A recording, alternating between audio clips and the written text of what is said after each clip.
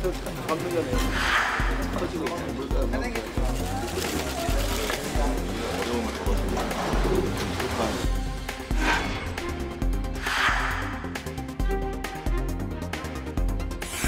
베이비 외교의 핵심은 박근혜 대통령이 미국에 가서 때 내를 주시는 것을 대통령을 통해서 한반도의 평화 이기, 수출 경제 위기 이기에 대해서 좋은 해법을 내놓기보다는 본인 스스로 위기를 자초하는 것 때문에 국민들이 걱정이 많습니다. 그동안 국회는 이런 문제들을 정쟁을 통해서 해결하려고 하는 자세를 보여왔다면 앞으로는 정책의 경쟁으로 바꾸겠다고 하는 말씀을 드립니다.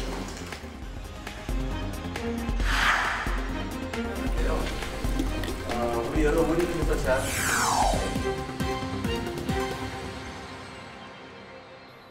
네, 복합 경제 위기 상황에서 더불어민주당이 민생정당, 정책정당으로서 존재감을 부각하고 있습니다. 내년 총선을 앞두고 적극적으로 민생 현안 챙기기에 나선 건데요. 여당과는 차별화되는 민생 정책의 방향과 계획은 무엇인지 오늘은 더불어민주당 정책위원회 수석 부의장이신 김성주 의원을 모시고 관련한 말씀을 들어보겠습니다. 네, 반갑습니다. 예, 네, 반갑습니다. 네. 예. 자, 내용으로 본격적으로 들어가기 전에요. 하나 여쭙도록 하겠습니다. 지난주에 열렸던 그 선거제 개편 전원위원회 이제 합의안 마련을 위해서 후속 작업에 들어갈 텐데 의미와 그 평가를 놓고서 좀 많은 이야기들이 난무하고 있는 상황인데요. 의원님께서는 어떻게 지켜보셨는지 잠시 말씀 들어볼까요? 예, 아마 국회에서 선거제도를 놓고 여야가 전원위원회를 구성해서 여러 가지 안을 놓고 다양한 의견을 제시안을 토론을 한 것은 처음입니다. 저도 중간중간에 그 내용을 들었습니다만 굉장히 깊이 있는 고민과 성찰을 통해서 다양한 의견들이 쏟아져 왔습니다. 여기서 그 토론을 통해서 어떤 합의안이 나왔기를 기대하는 것은 조금 이른 것 같고 이후 후속 작업을 통해서 뭐 여야 모든 의원들이 문제의식은 같이 하고 있는데 다만 해법은 조금씩 달리하는 것 같은데 중요한 것은 이제 양당 지도부의 생각입니다. 그전에 보면은 이런 선거제 협상이 양당 지도부 내에서 타협하다 보니까 약간 기형적인 형태가 되는 경우가 많았는데 모든 의원들이 참여하는 토론을 통해서 정말 국민을 위한 미래를 위한 그런 좀 제도 개혁에 진지하게 접근해 갔으면 하는 그런 바람입니다. 이제 뭐 소위원회가 열리게 되나요? 거기서 이제 그 수정 결의안이 좀 도출이 돼야 되는 거죠. 네. 그 이후가 이제 정개특위 그리고 이제 본회의에서 이제 처리가 되는 수순인데 그 언제쯤 그 최종안이 그 도출이 될 수 있을까요? 원래는 아무튼 4월 내에 하겠다라는 그런 계획에서 좀 진행됐는데 그거는 조금 늦어질지도 모르겠고요. 그러니까 중요한 것은 시기가 문제가 아니라 정말 바람직한 안에 합의해내느냐가 중요할 것 같습니다. 알겠습니다. 자, 본격적으로 오늘 준비한 이제 관련 내용들을 저희가 이제 여쭤보도록 하겠습니다. 그 민주당이 3월 당직 개편 때 의원님이 정책위원회 수석 부의장으로 이제 임명이 되셨는데요. 임명되시고 나서 지금 한 달 정도 됐습니까? 아직은 안 된 것 같습니다. 예. 임명되시고 나서 좀 달라진 게 있다면 어떤 게 있을까요? 그제 당직을 맡기 전에는 그 전체적인 이제 국회 일정을 자기가 계획적으로 좀 진행할 수가 있는데 여기는 이제 월, 화, 수, 목, 금 매일 아침 오전은 계속 회의를 하기 때문에 그런 여유가 없어지고요. 약간 좀 재밌게 표현하면 그 아침 거의 한 8시부터 시작하는 회의가 다 한 11시 정도 끝나고 나면 얼얼합니다. 그래서 그날 뭘 해야 될지 많은 숙제를 안고서 하루하루를 보내고 있는 그런 상태입니다. 월, 화, 수, 목, 금 오전 8시에 회의 시작해서 한 3시간 정도 진행이 되는군요. 거의 어떨 때는 매일, 피곤하면 잠이 덜 깬 상태에서 회의가 시작이 될 때도 있겠네요. 그러니까 이제 저희가 저녁이 있는 삶을 좀 추구했었는데 지금은 아침도 빼앗긴 삶이 돼버렸습니다. 아침 회의 때문에 전날 저녁에 모임하기도 좀 부담스러우시겠네요. 아침이 없는 삶. 알겠습니다. 그렇군요. 그 민주당 현재 그 민생 대안 정당의 모습을 보이는데 주력하고 있다 이런 평가들이 벌써부터 좀 나오고 있는 것 같습니다. 최고위원회 분위기도 달라졌고 정책위원회도 새로 꾸려지면서 일하는 민주당으로 가는 거 아니냐 그런 모습들이 많이 보인다는 평가가 나오고 있습니다. 그 어떻게 좀 생각하실까요? 예, 사실 저희가 이제 지난 대선과 지방선거를 치르고 나서 저희가 작년 8월에 있었던 전당대회에서 강령 개정을 했는데요. 제가 네. 이제 강령 개정 분과위원장을 맡아서 네. 저희가 앞으로 국민의 삶을 책임지는 유능한 민생 정당으로 나가겠다고 다짐을 했습니다. 그래서 아까 말씀드렸던 국민의 삶, 그 다음에 좀 더 유능한 민생 정당, 네. 이거에 따라서 뭐 이번에 정책위원회 의장으로는 김민석 의원이 이제 수석 부의장을 제가 맡아서 거의 매일 만나서 이렇게 고민과 토론 이런 걸 합니다. 그래서 그날 네네. 신속하게 대응할 건 대응하고 또 길게 우리가 좀 준비해 갈 때는 준비해 나가는 이제 그런 생활을 하고 있는데요. 다행스럽게도 뭐 언론이라든가 이렇게 당 안팎에서 민주당이 상당히 좀 달라졌다. 뭔가 좀 일하는 모습을 좀 보여주고 있고 대응도 굉장히 신속하더라. 네. 뭐 이런 얘기를 해서 아직까지는 뭐 좀 성공적으로 당직 개편에 따라서 새로운 민주당의 모습들을 보여주고 있다. 이렇게 평을 받고 있는 것 같습니다. 네. 네, 아무래도 민생이 중요할 텐데 반가운 협치 소식이 있습니다. 바로 그 1,000원의 아침밥. 이 여야가 한 목소리를 내고 있는 그런 상황인데요. 참 오랜만에 협치를 한다라는 그런 생각이 드는데 어떻습니까? 뭐 약간 좀 뭐 유치한 원조 논쟁도 있었습니다만 네, 네. 누가 먼저 얘기했느냐가 중요한 게 아니라 네. 누가 이 정책을 이렇게 지속적으로 끈질기게 있게 실제로 청년과 대학생들에게 도움이 되는 정책으로 만들 수 있느냐에 저희들은 초점을 두고 있고요. 뭐 시작은 뭐 양당이 비슷하게 시작을 했고 어느 한쪽이 얘기하면 그걸 반대하는데 좋다. 네. 이렇게 서로 간에 양당이 지도부가 나서서 하게 됐고 이왕이면 더 나가자. 더 많이 하자라는 쪽에까지도 합치되고 있기 때문에 아주 모범적인 사례로 저희도 평가하고 있습니다. 네. 네, 특히 그 MZ 세대를 겨냥한 정책 경쟁을 벌이고 있는 상황인데요. 올해 안에 그 민주당이 청년 정책을 100가지를 찾겠다 이렇게 예. 말을 했습니다. 예, 예. 현장에서 좀 청년들을 만나는 경우가 있다면 어떤 얘기를 청년들이 많이 하는지 궁금하고요. 1,000원의 아침밥에 이은 그 2호, 3호 어떤 게 될까요? 어떻게 보면 지금의 청년 세대는 우리 때에 비하면, 그러니까 저희 세대에 비하면 어떻게 보면 잘 혜택을 받은 또 잘 보호받고 자란 세대일 수도 있습니다만 이제 과거에 비해서 굉장히 달라진 사회경제적 환경 속에서 네. 가장 힘들어하는 세대가 또 요즘 청년 세대입니다. 혜택은 많이 받고 자랐지만 또 사회 진출할 때의 그 그렇습니다. 경쟁은 예. 또 더 치열해지죠. 그렇습니다. 예, 예. 그래서 어떻게 보면은 겉으로 보면 행복한 세대, 네. 속으로 보면 굉장히 불행한 세대일 수도 있는데요. 일단은 이들이 뭘 원하는지 이들의 눈높이, 이들의 요구에 먼저 주목할 필요가 있고요. 네. 1,000원 아침밥도 그런 차원에서 만들어진 거고요. 저희가 이제 두 번째는 지금 이제 학자금 상환에 대한 부담을 좀 줄여주는 저희가 이제 학자금 지원법이라고 좀 이름을 좀 붙이려고 합니다만 네. 일반적으로 대출을 받아서 학비를 내고 난 다음에 이게 취업이 되면 이제 소득이 생기면 이거 갚게 돼 있습니다. 네. 근데 이제 문제는 취업이 늦어지는 경우가 많습니다. 그럴 경우 소득이 없는데도 불구하고 이자를 물어야 되거든요. 그런 경우에는 그때 기간 동안 아직 취업 전에 그 발생한 이자에 대해서는 좀 경감해주는 이런 법안이 좀 핵심인데요.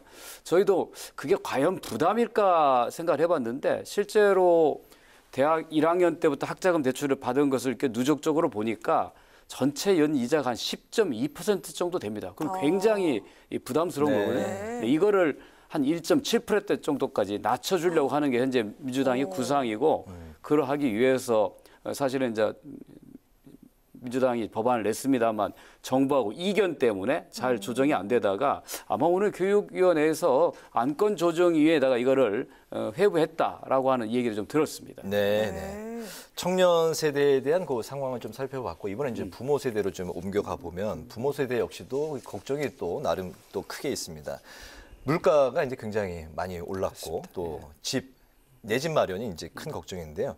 물가가 이제 뭐 전 세계적인 현상이니까 뭐 그렇다고 뭐 치더라도 집만큼은 이제 서민들도 주거 걱정 없고 또 월세, 전세 뭐 이런 걱정 없이 좀 살아야 되지 않을까. 더군다나 이제 최근에 뭐 깡통 전세 때문에 피해를 입은 이제 뭐 전세 사기 뭐 이런 게 이제 그 횡행하고 있는 상황이라 주거 대책만큼은 좀 확실하게 안정적으로 서민들이 보장이 돼야 되지 않을까 생각이 듭니다. 네. 맞습니다. 예. 뭐 최근 보도에 의하면 아무튼 전세 사기의 피해자들이 3번째 목숨을 끊는 네. 정말 뉴스에 비극적인 나왔죠. 상황이 벌어졌는데요. 이 근본적인 원인이 뭐냐, 대책을 어떻게 강구할 것인가에 대한 건 저희가 이미 그 전세 사기 피해 방지 3법을 지난 3월 30일 날 본회의에서 통과를 시켰는데요. 네. 이 법은 앞으로 이와 같은 사태가 벌어지는 걸 방지하기 위한 법이고요. 현재 피해자들을 구제하는 제도는 대단히 취약합니다. 그래서 저희가 그 조호섭 의원이 네. 발의한 법이 주택 임차인의 보증금 회수 및 주거 안정 지원을 위한 특별법을 발의를 했습니다. 이 법이 아마 진작 있었다면 네. 이와 같은 불행한 사태가 없었을 텐데 좀 늦긴 했습니다만 이런 사태가 생기지 않기 위해서 반드시 이 법을 통과시키는 것이 굉장히 중요한 과제고, 이런 거는 뭐 여야 정부가 이견이 있을 수 없어서 이런 건 그야말로 빨리 패스트트랙에 올려서 진행을 신속하게 해야 한다는 게 저희 민주당의 입장입니다. 네. 네. 또 이재명 대표가 연초에 내건 게 있습니다. 9대 민생 긴급 프로젝트인데요. 이게 금융 관련 내용이 4가지나 들어있다고 그렇습니다. 합니다. 예. 네, 배드뱅크 설치법이 발의가 됐고 또 예금자 보호 한도가 1억 상향으로 추진 중인데 그 예. 2001년에 5천만 원으로 정해진 게 20년이 지났는데 아직까지 5천만 그렇습니다. 원이잖아요. 예, 예. 네, 추진 중이라고 합니다. 네, 서민과 소상공인 금융 분야에서 어떤 정책이 역점을 두고 추진하고 있을까요? 그 팬데믹 이후에 계속 이어지는 이 경제 위기 속에서 서민들에게 가장 부담이 많은 것은 고금리, 네. 또 고물가일 것입니다. 특히 이제 고금리는 우리나라가 가계 부채가 1,000조에 달할 정도로 세계에서 특히 OECD 국가 중에서도 가장 높은 가계 부채율을 네. 갖고 있거든요. 그렇기 때문에 저금리 시대에는 큰 부담이 없었는데 이제 금리가 오르게 되니까 네. 그거에 대한 압박이 굉장히 좀 네. 심합니다. 그래서 저희가 몇 가지 중요한 법안을 지금 내놓거나 준비하고 있는데, 첫 번째는 이제 서민, 그다음 소상공인들의 금리 부담을 완화할 수 있는 게 핵심이고요. 첫 번째는 긴급 생계비 대출을 하자. 네. 게 있고요. 두 번째는 이제 코로나 이후에 어려움을 겪고 있는 자영업자들에 대한 부채에 대한 이자 감면을 시급히 추진하자는 거고요. 세 번째는 이제 임대료입니다.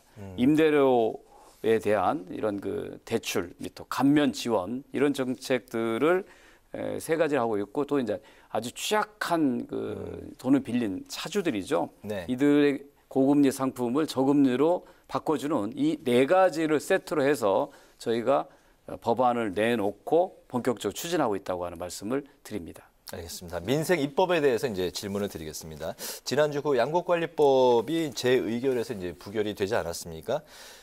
민주당 측에서는 재입법 방침을 그대로 고수하고 있는 건가요? 어떻습니까? 예, 참 안타까운데요. 사실 양곡관리법이 남는 쌀 강제 의무법이라고 이렇게 정부 여당이 그렇게 프레임을 만들었는데 정말 이 법은 그런 과잉 생산을 막기 위한 사전 조정법이라고 보는 게 정확합니다. 네. 그런데 그게 좀 너무 장애 공방을 하면서 정치적으로 좀 변질이 좀 돼버렸고요. 결국 이제 민주당이 다수당으로서 의결했는데 대통령이 거부권 행사했고 다시 제의해서는 결국 이제 부결이 됐는데 자 이렇게 민생 법안까지도 이렇게 정쟁화되는 거에 대해서 저는 좀 심각한 문제가 있다고 보고요. 네. 어쨌든지 간에 뭐 대통령이 거부권 행사했기 때문에 현재 민주당 입장에서는 대안 입법, 대체 입법을 준비를 하고 있습니다. 그 내용에 대해서는 조금 더 뭐 농민 단체라든가 또는 뭐 여러 다양한 전문가들과 충분히 협의한 끝에 내놓으려고 하는 그런 계획입니다. 알겠습니다. 민생 입법이라고 하면 양곡관리법, 간호법, 의료법이 이제 최근에 쟁점이 되고 있는데 간호법과 의료법은 27일 본회의에서 이제 처리가 될 예정이고요. 간호법은 정부 여당이 이제 중재안을 내놓은 상태인데 의료법도 이제 금고 이상이면 의사 면허 취소다. 뭐 이 기준이 좀 그 엄격한 거 아니냐. 뭐 이런 이제 그 또 한간의 의견도 있는 것 같습니다.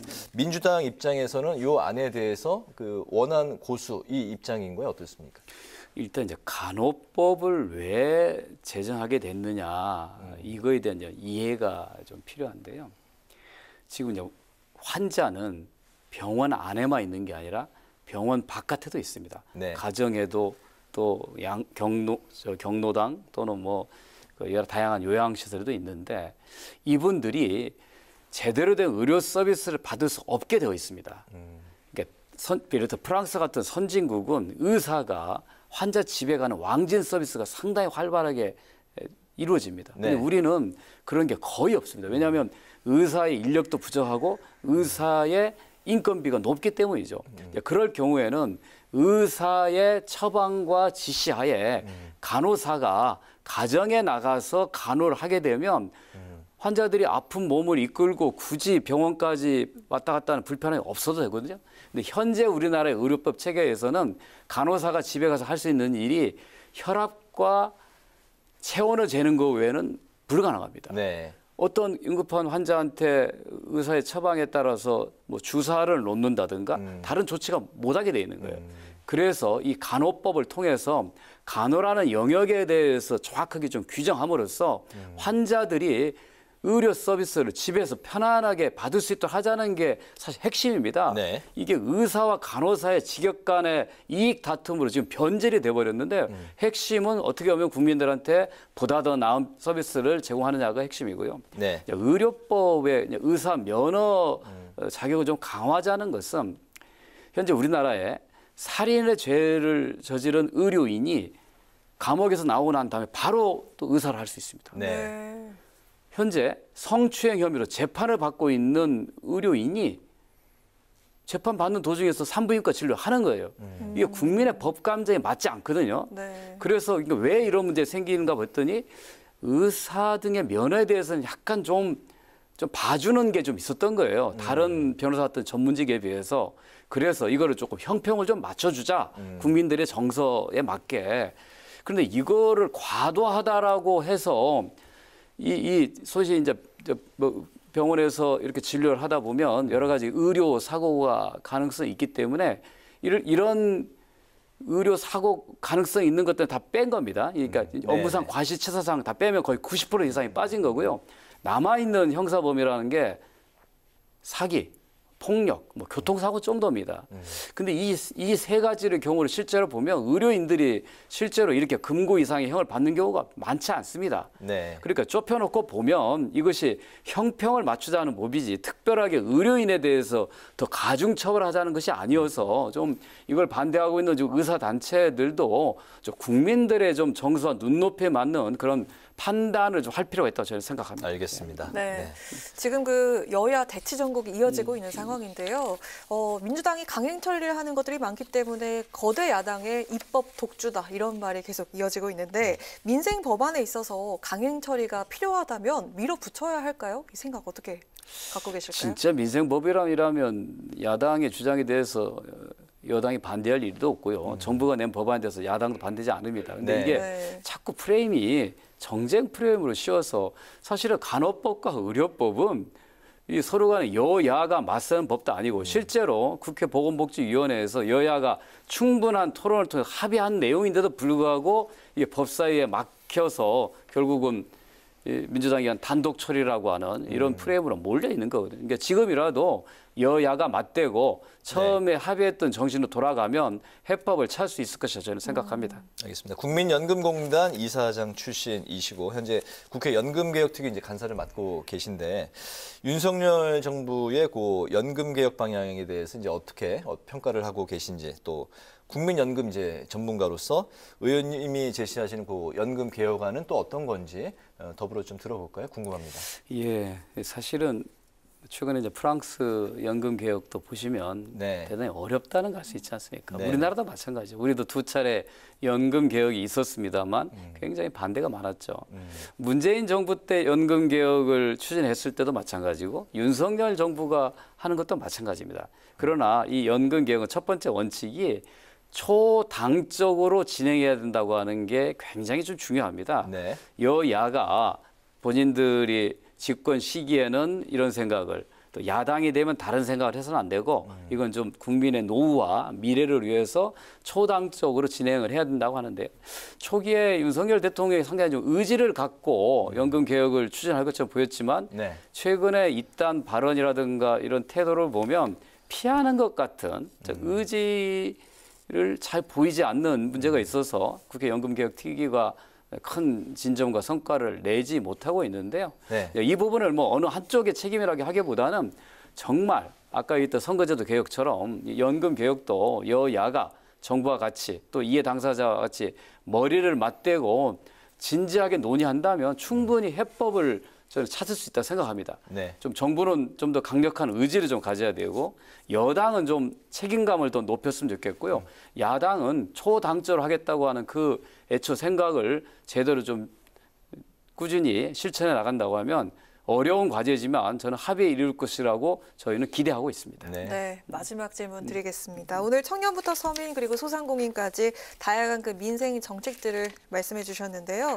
최근에 또 보니까 그 찾아가는 의정 보고회에서 또 많은 분들의 목소리도 들으셨을 거라고 생각이 드는데 또 이제 말만 이렇게 하고 또 보여주기식으로 하다 끝나는 거 아니냐 이렇게 말씀하시는 분들도 있을 겁니다.